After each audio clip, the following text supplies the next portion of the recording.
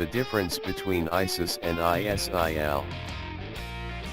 The U.S. invasion of Iraq brought tremendous instability to the Middle Eastern region, and inspired the creation of terrorist groups which aimed to reclaim lands that were lost to Western invaders over several wars in the 20th century.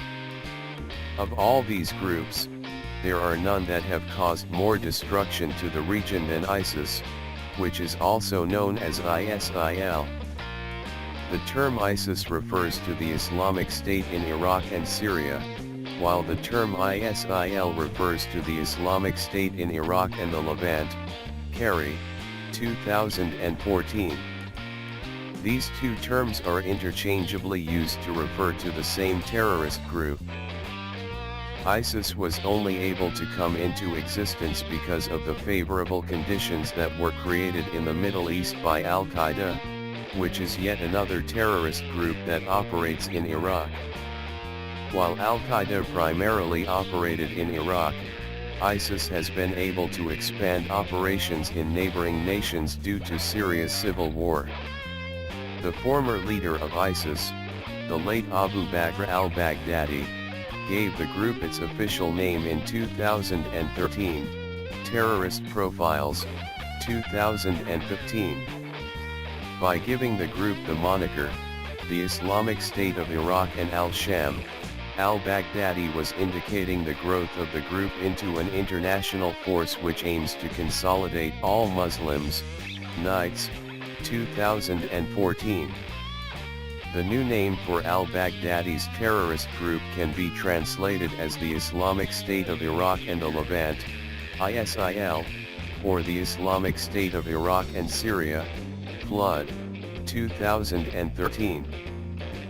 The worldwide ignorance of different terrorist groups in the Middle East is somewhat understandable, as few journalists volunteer to venture into Iraq and Syria to learn more about terrorist operations.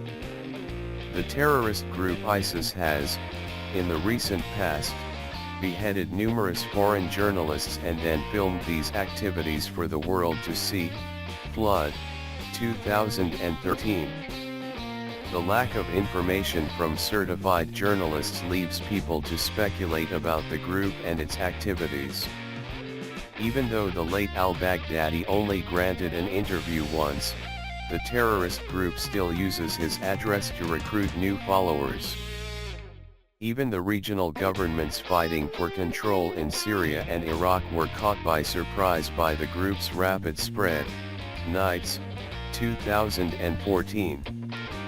This means that these regional governments remain as misinformed about the daily operations and progress of the group as the rest of the world.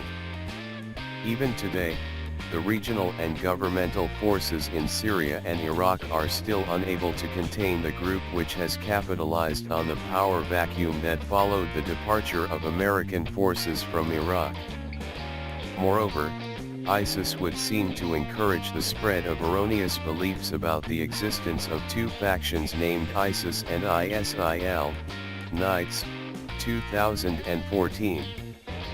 The thought that there could be two terrorist groups brutally dealing with innocent populations and beheading those who do not adhere to the strictest interpretation of the Sharia law naturally enlarges the group's image in the minds of many global citizens, and triggers collective fear. The acronyms ISIS and ISIL refer to the same terrorist group. This group, which mainly operates in Syria and Iraq, has also sought to expand into Southern Europe, Northern Africa, and Southern Asia. Even though national governments worldwide have called for quick action to stem the growth of this group, there is still no course of action that has been determined in regards to ending its rule of terror in Iraq and Syria.